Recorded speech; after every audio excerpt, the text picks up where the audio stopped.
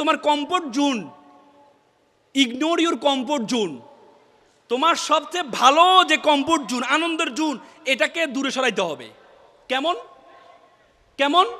ধরো যারা তোমরা এখানে আছো, গ্রামে থাকো, সুযোগ পেলে অভিভাবকরা এখানে আছেন, আপনার সন্তানকে আপনি অন্যত্র পাঠিয়ে দিবেন, নিজের এলাকায় রাখবেন।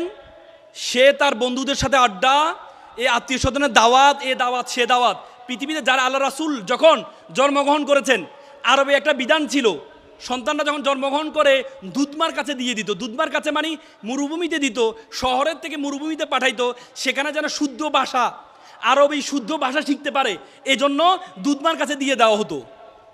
ইমাম শাফির কথা আমাদের নোবেল ভাই বলেছেন। ইমাম শাফি গাজার, তার বাবা ছিল গাজার অধিবাসী, তার মা ছিল মক্কা কুরাইশ বংশের। তার বাবা ছোটবেলা মারা গিয়েছে, মা তাকে নিয়ে মক্কায় চলে যান, কারণ তখন ছিল মক্কা ছিল জ্ঞানের নগরী, তখন মক্কায় চলে যান। মক্কায় গিয়ে ইমাম মালিকের অধীনস্থ স্টুডেন্ট হিসেবে তাকে দেন। উনি ইমাম মালিক থেকে এত বেশি শিক্ষা অর্জন করেছেন, পরবর্তী ওনাকে বলেন নাসিরুল হাদিস, মানে হাদিসের সাহায্যকারী বলা হয় এখন। আমার মনে আছে, আমি 6 বছরের মাথায় আমার মা আমাকে হোস্টেলে, আমি এক বাবার এক সন্তান ছিলাম, আমার মা আমাকে হোস্টেলে দিয়ে আসছে। আমার বাড়ি ছিল বাজারে, আমাদের বাজারে একটা ছেলেও মানুষ হয় নাই, একটা ছেলেও মানুষ হয় নাই।